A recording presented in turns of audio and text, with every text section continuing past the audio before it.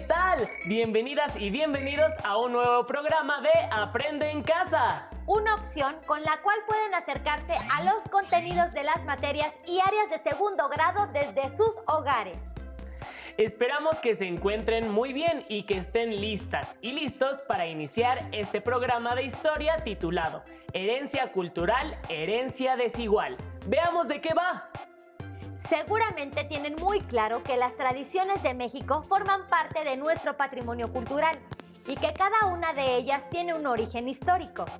Actualmente seguimos practicando algunas costumbres y tradiciones que vienen de la época prehispánica, pero también hay otra gran variedad que proviene de la época virreinal.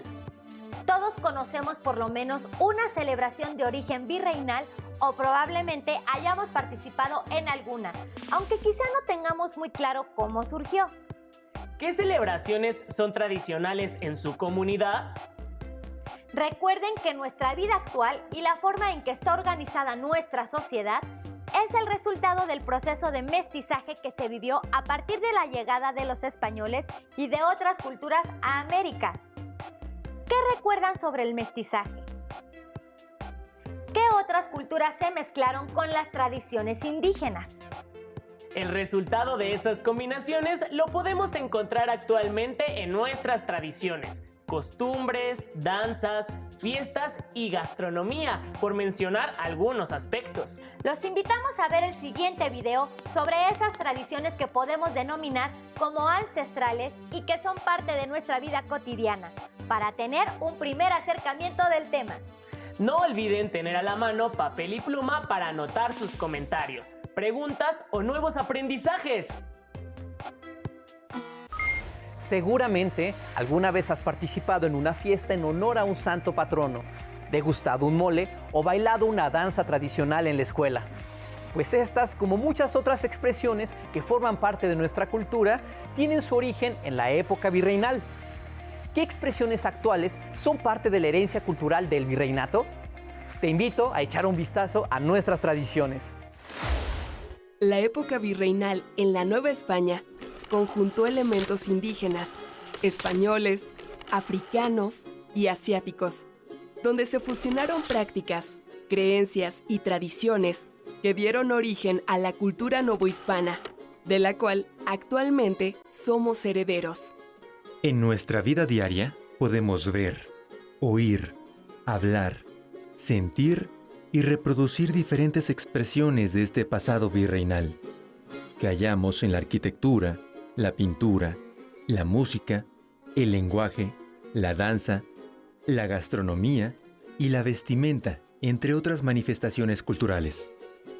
Durante la evangelización, las órdenes religiosas recurrieron a la pintura, el canto, el teatro y la danza para enseñar la fe cristiana y rendir culto a sus santos. Resultado de esto son las pastorelas y las festividades de Semana Santa o Corpus Christi, que son representaciones o recorridos que se hacen de un lugar a otro con una imagen de carácter sagrado.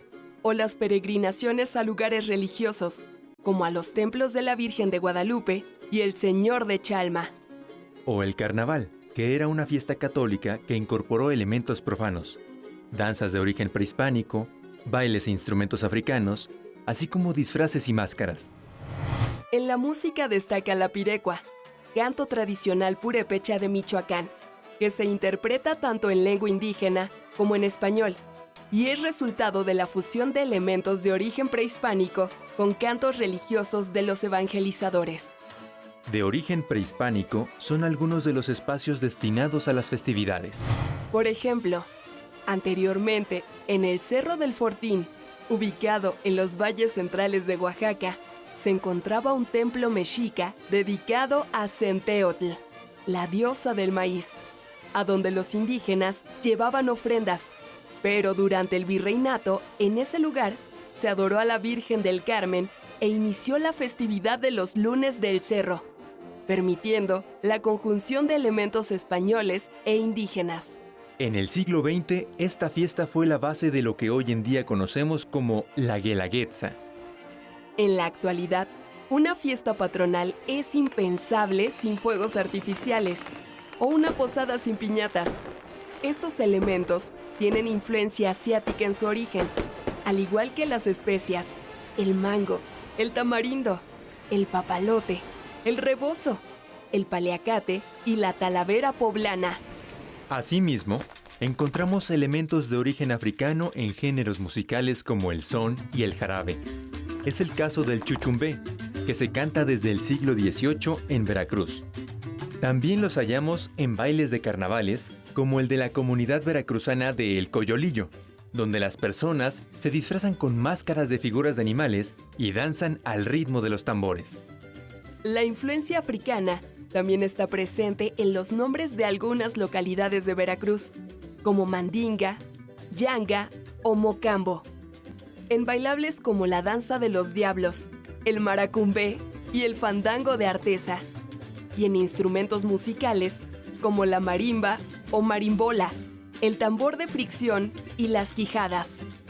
Respecto a nuestra gastronomía, encontramos el mestizaje novohispano en el uso de algunos ingredientes como hierbas, chile, frijol y maíz de influencia indígena, combinados con carnes europeas, cereales y cítricos árabes, frutas y verduras africanas, así como especias asiáticas, por mencionar algunas. Tamales, pozole, michotes, mole, chiles en nogada, buñuelos, bizcochos, mazapanes, ates, jamoncillos, muéganos, arroz con leche y cajeta.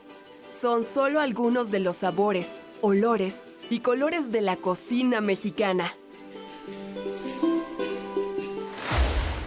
Las tradiciones y costumbres de origen virreinal siguen presentes, con cambios y permanencias en cada rincón de México. ¿Qué festividades y elementos culturales de tu comunidad son de origen novohispano? ¿Qué otras características culturales reconoces de nuestro pasado virreinal? ¿Qué les pareció el video? ¿Cuántas de esas tradiciones conocían? ¿Han probado los platillos que se mencionaron? Sabemos que México cuenta con una enorme riqueza cultural, heredada del virreinato y que destaca a nivel mundial por sus tradiciones, fiestas y gastronomía.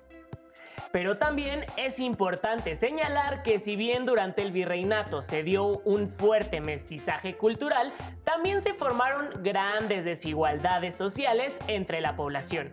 La sociedad virreinal estaba muy jerarquizada. Durante el virreinato se formaron grupos sociales específicos, de acuerdo con el origen étnico, color de piel y relaciones sociales de las personas.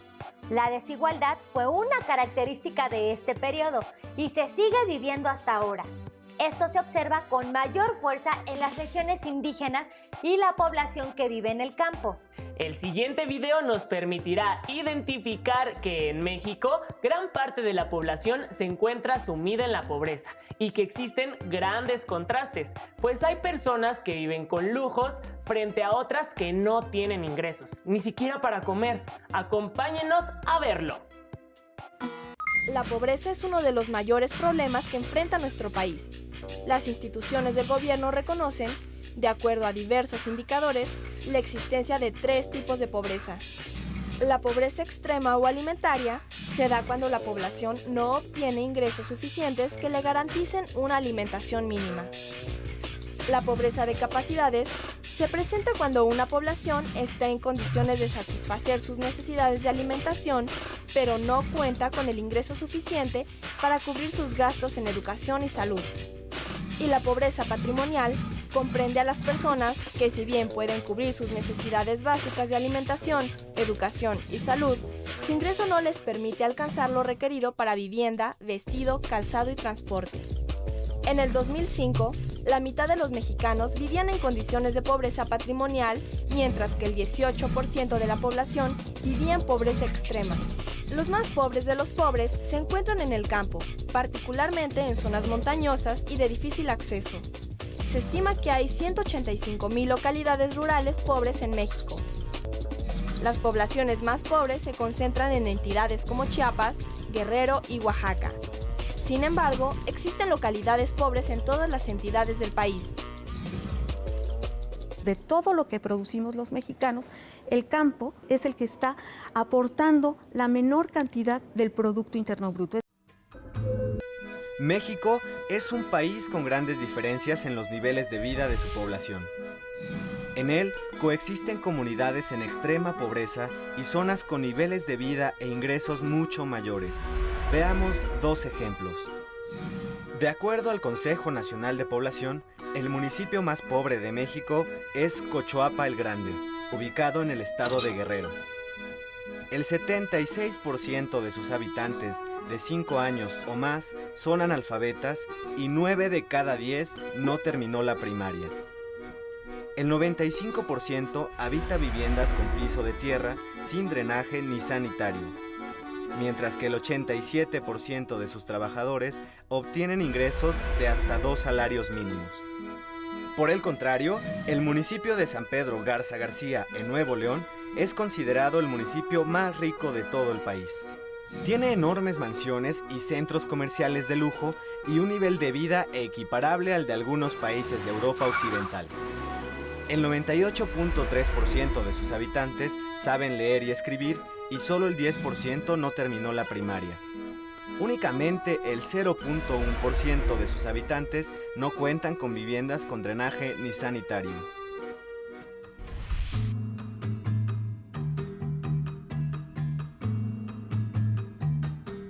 En el campo hay muchísimos contrastes, en el sentido del reparto, por una parte, de los subsidios que del Estado, por otra parte también de cómo está la infraestructura del campo y de las oportunidades que tienen los productores agrícolas de poner sus productos pues al mercado. En este sentido podemos ver en el campo las grandes diferencias que existen entre los productores que están dedicados fundamentalmente a una alimentación rentable que va fundamentalmente para la ganadería o para la exportación fundamentalmente de hortalizas, frente a aquellos productores que no tienen absolutamente nada. Estos productores, ¿verdad?, podríamos decir agroindustriales, son los que se llevan la mayor cantidad, por una parte, de subsidios, tienen mayores ventajas de alguna forma hacia los mercados, pero también tienen los mayores recursos. Por otra parte, también si nosotros nos vamos a las zonas del campo mucho más por decir algo, empobrecidas, ahí también vamos a encontrar diferencias, ¿no?, sustanciales. Por ejemplo, las mujeres en estos núcleos no reciben de alguna forma un dinero por el trabajo que realizan. Entonces realmente las desigualdades pues van desde los que tienen y los que no tienen, los que tienen riegos, los que no tienen riegos, los que tienen servicios y accesos a préstamos o subsidios y los que no tienen esta forma de servicios. Las que, por ejemplo, en el campo, las mujeres, las que no tienen realmente una remuneración o los niños que no tienen una remuneración.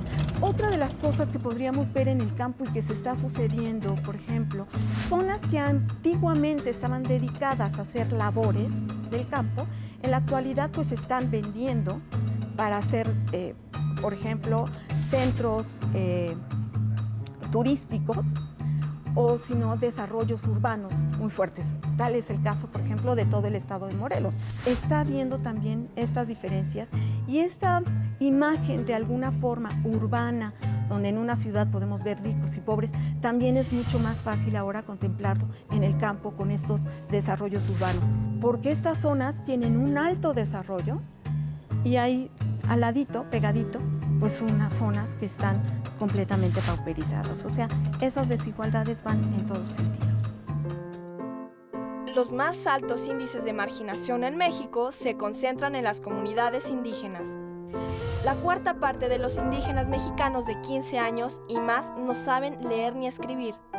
El 60% habitan en viviendas sin drenaje y más de la mitad de la población indígena ocupada gana menos de 2 salarios mínimos al día. El índice de desarrollo humano indígena a nivel nacional es casi 15% menor al IDH de la población no indígena.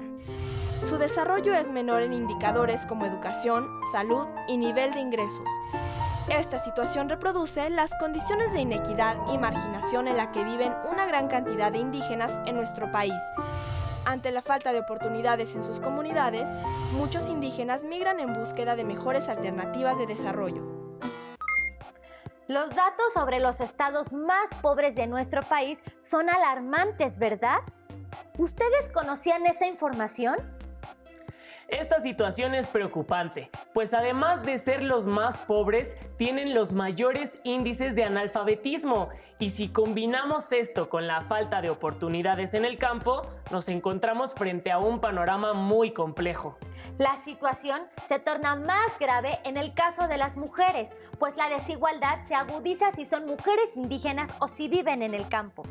Como pudimos observar, quienes viven en las zonas más vulnerables no tienen las mismas oportunidades para alcanzar una vida digna, es decir, contar con estabilidad económica, con acceso a una educación de calidad, con servicios de salud y una vida libre de violencia. Desafortunadamente, los programas sociales que se han implementado no han logrado abatir la pobreza y la desigualdad. Hace falta atacarla de raíz y buscar diferentes alternativas para que la mayor parte de la población tenga una vida digna. Los invitamos a ver el siguiente video para conocer cómo se enfrenta la pobreza en el campo y qué acciones se han implementado para tratar de erradicarla.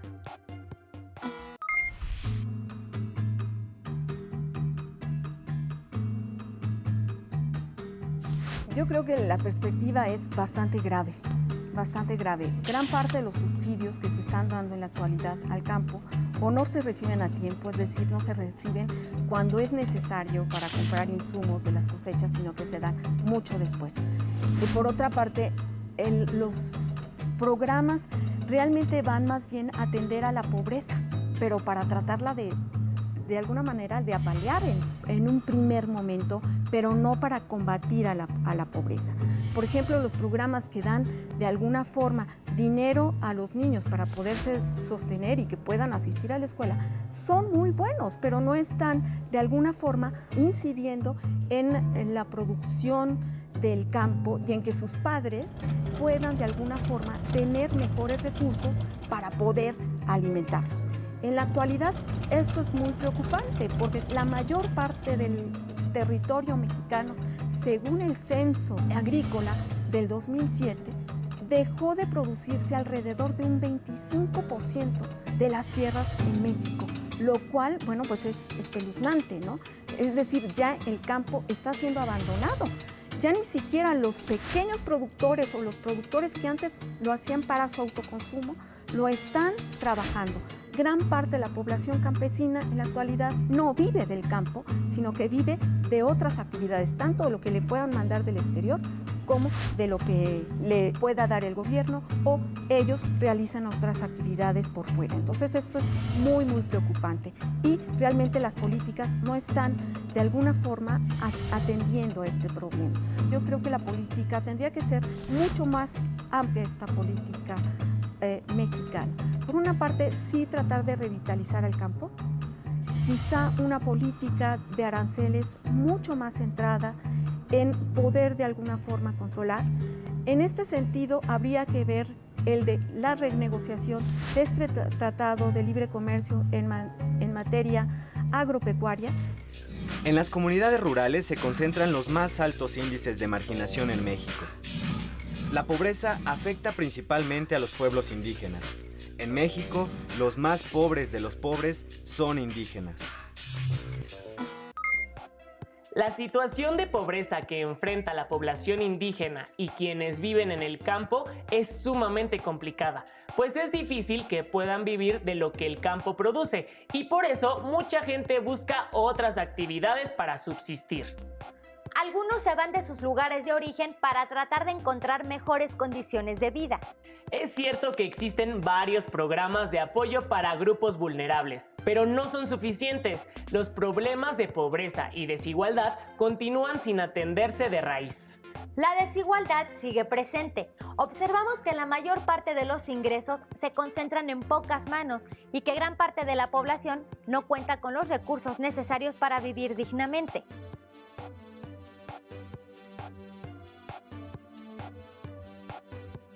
¿Qué porcentaje de la población se encuentra en el sector de pobreza?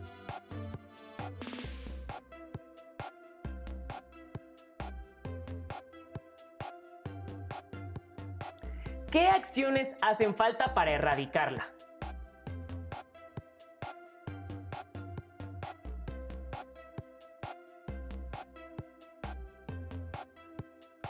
¿Consideran que en su comunidad la gente tiene acceso a una vida digna?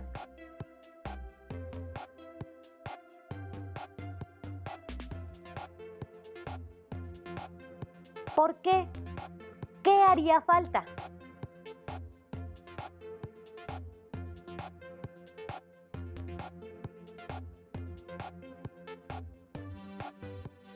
Respondan junto con sus familiares estas preguntas y conserven sus respuestas en su carpeta de experiencias.